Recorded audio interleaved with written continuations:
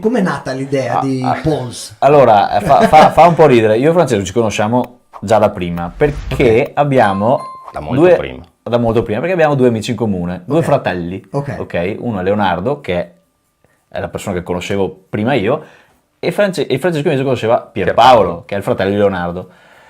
Noi avevamo dei precedenti progetti che dopo magari li approfondiamo un pochino.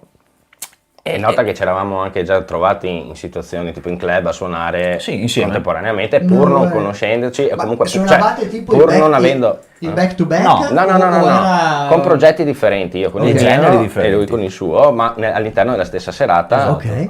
più di qualche volta era successo questa. Esatto, io ero addirittura andato due volte in studio da Francesco a registrare dei mixati che mi mixati, servivano ancora nel 2009-2010, adesso non mi ricordo più, e andavo in studio da lui a trovarlo. Ah sì, mi metteva a disposizione le cose, ma senza neanche mai pensare che avremmo potuto fare qualcosa insieme.